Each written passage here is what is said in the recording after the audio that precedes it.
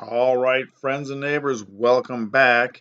It's demo time. And so today we are going to be doing the switching or bridging demo for the Linux bridge. And then we're also going to be doing a routing demo where we forward packets across VMs. And so we'll do both of those. I'll show you how I did all the configurations and then the results. First up, we'll talk about the bridging / switching topology, right? Same thing.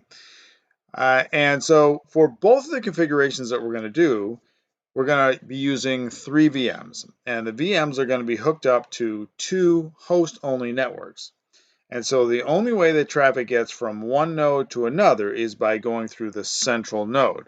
So you can see in this particular case, we've got host 1 connected to this host-only network, and the bridge or switch is also connected to that host-only network. The bridge or switch is also connected to host-only network number 2, as is the other node. And so again, the idea is that the bridge in this case, or in later the router, spans those 2 connections and passes traffic. Now we know that bridging topologies a lot of times are for VMs to get out from a host, so we bridge interfaces together. But to show the traffic and to show how it works, we're actually going to be bridging host-only networks together. For those that don't know, a host-only network just lives on the host. There's no outside connectivity. Now there's a couple of checklists here. First up, your VM connections, and so I'm going to talk a little bit about hypervisor networking before I do the build. And then we're going to be building the bridge itself. Remember that we're editing the netplan YAML file. And we're going to put 2 interfaces in there. Now for this, because the bridge or switch is a layer 2 object, it doesn't have to have IP addresses, but the host IP addresses have to be on the same network, otherwise it wouldn't be a layer 2 topology.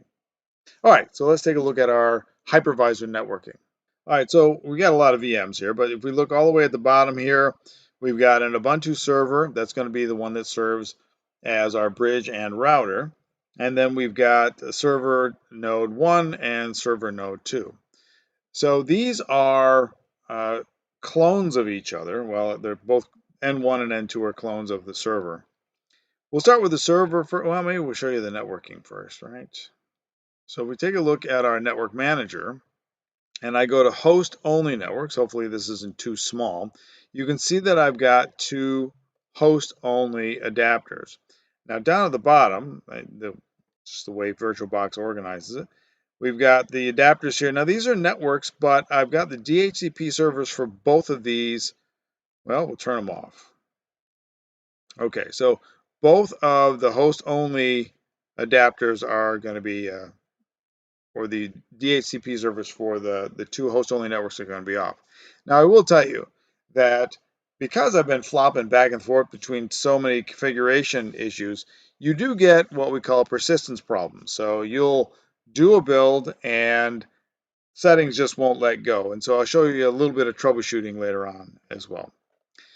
Okay, so those are our 2 networks. The addresses on the network or the networks for those host-only networks don't matter because we're not going to use them. Now, when I take a look at my server, right, this will be the one that's in the middle, I've got 2 adapters that are active. The other 2 are not connected because I'm just going to span the 2 host-only networks.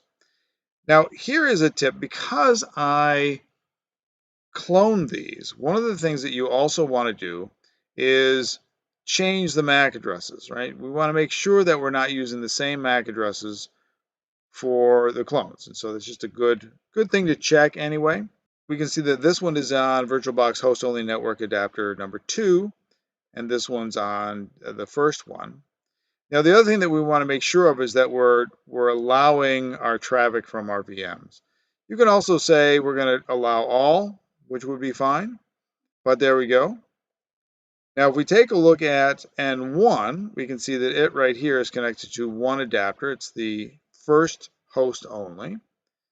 And the settings again, for our network adapter, we're allowing the VMs. We could say allow all. We'll change the MAC address just for fun. There we go. So we want to make sure that we're doing that. Cable connected. I'm not using any other adapters. And then lastly, N2. And we'll verify that as well.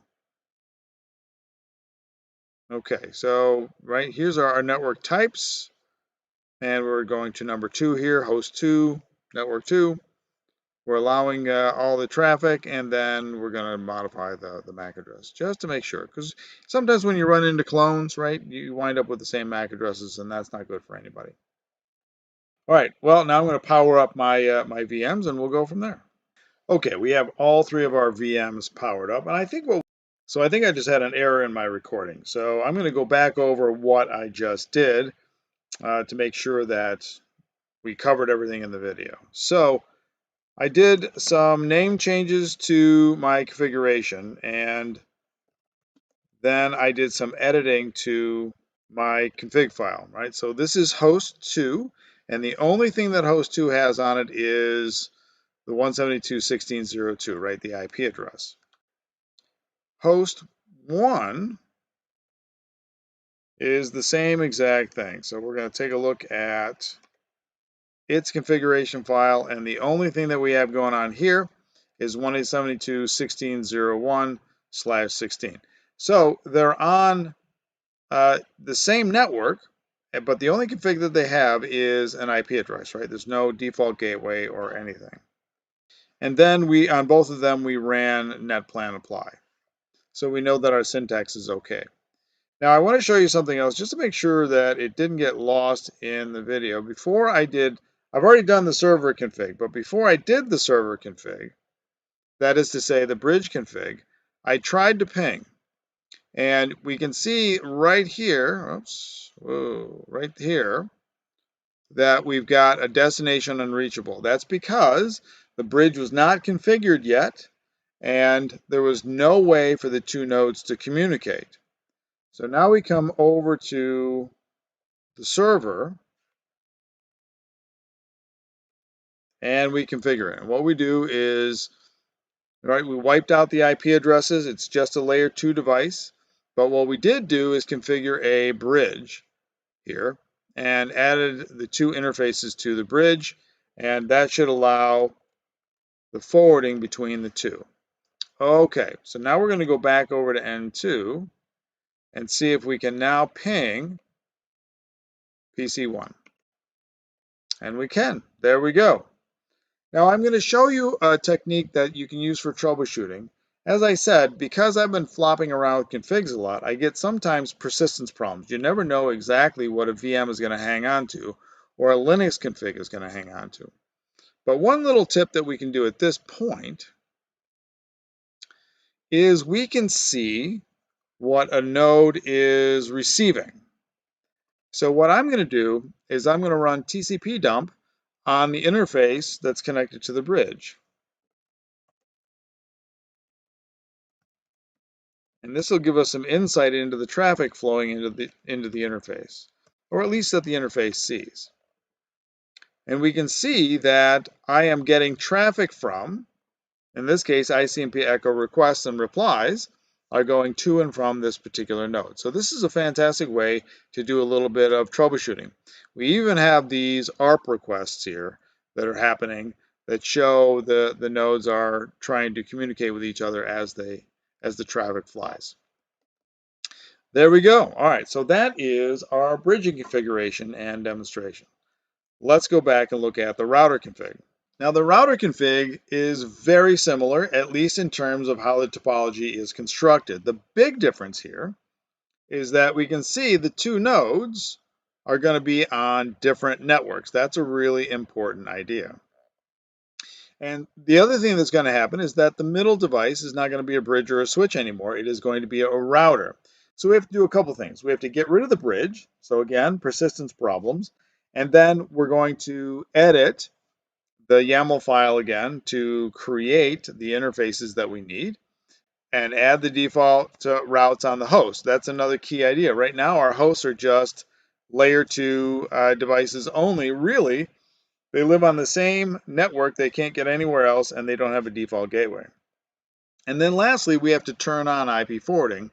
So we're going to edit sysctl.conf. All right, so let's go back to our VMs. So maybe we'll start with the hosts again. And so if I, let's see, what do we want to do? I am going to copy the current configuration to, we'll call it bridge.br like that. And we are going to, we'll CP. So I have the previous routing config here in a file too. So I'm going to copy that file, routing, to that one there, I think. Okay, so now let's go ahead and take a look inside there. All right. So we have a couple of changes here. The first one, of course, is that, well, let's fix this IP address. This IP address is going to be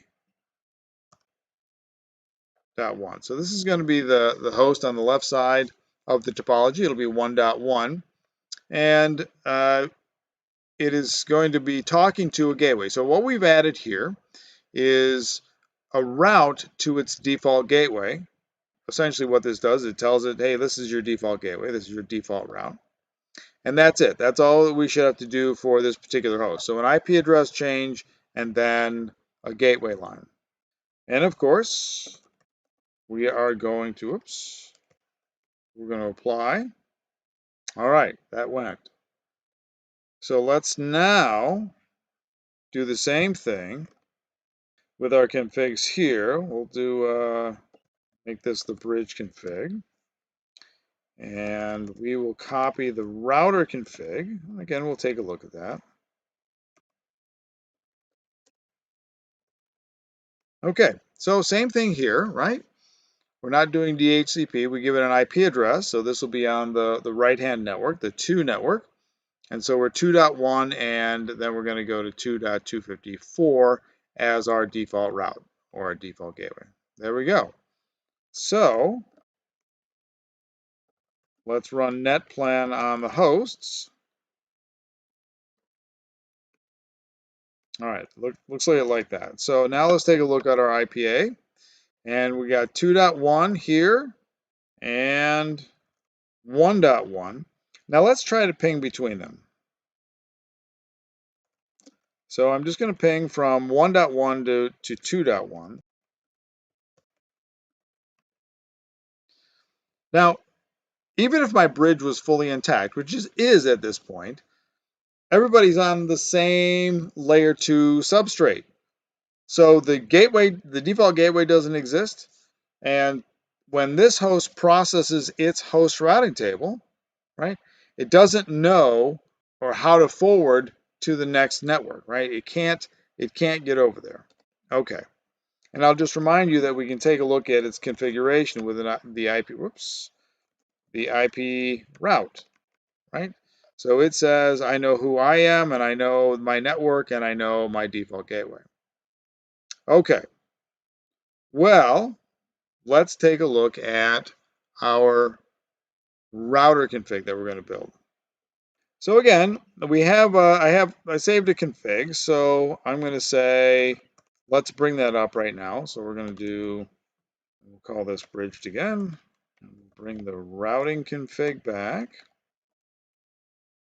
All right, so what's in here? Well, we really only need 2 things. We need an IP address for each interface, and that's it. Except that we want this to forward packets between the interfaces. So what we're going to do is turn on IP forwarding. And for that, we need to take a look at another file. But for right now, in this file, right, we have our 2 interfaces defined.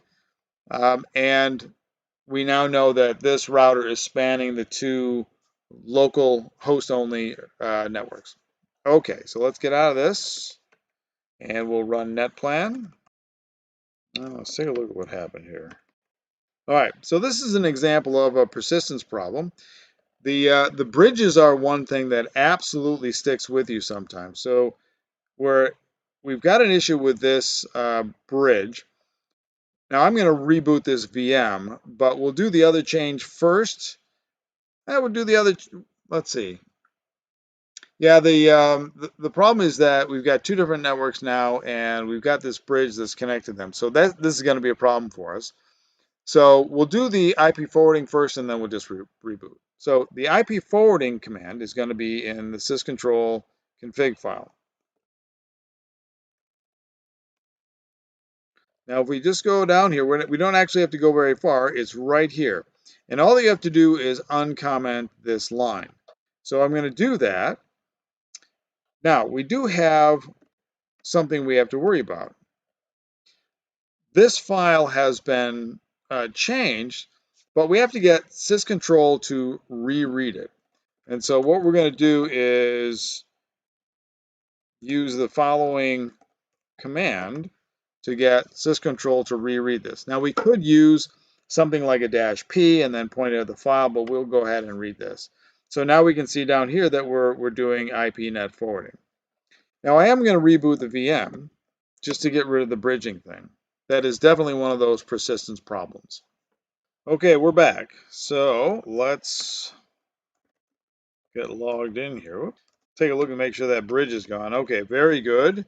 And maybe just to make sure, we'll see if NetPlan is throwing any errors anymore. Okay, much better. Okay, so we can see that we've got two IP addresses here. If I do an IP route command here, we can see that this router believes that it understands the connectivity to different networks.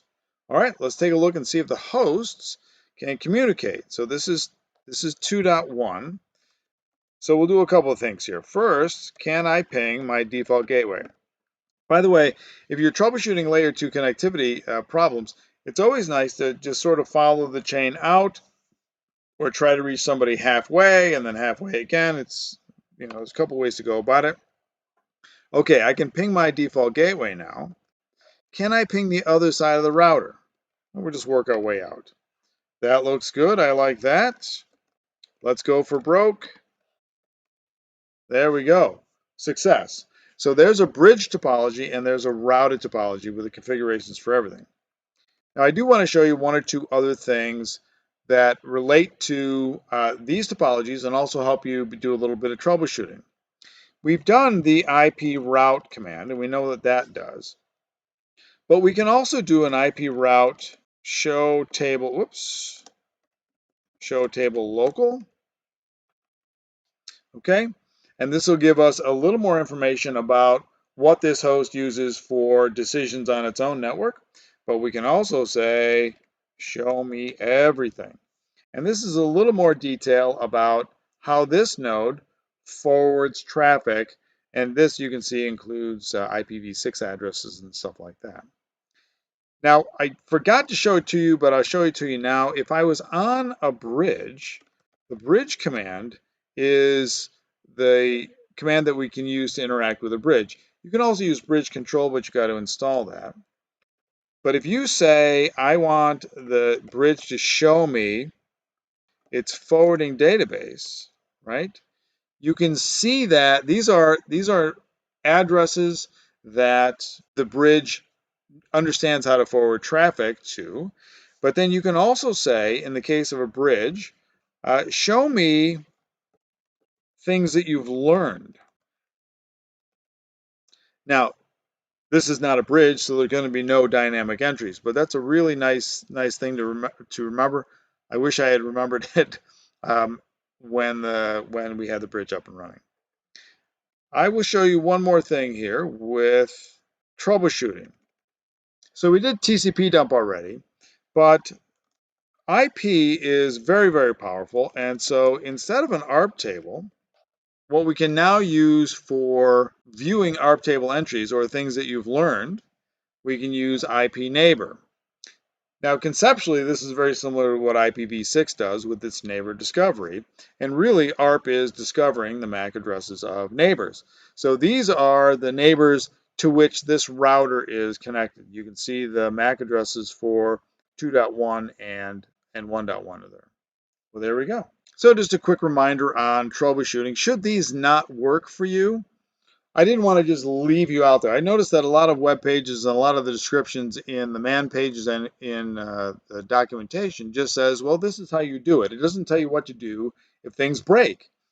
So you can take a look at your routing tables to see if you have the entries right. Make sure you take a look at what your host is configured with. Take a look at your neighbors. Are you learning about ARP table entries?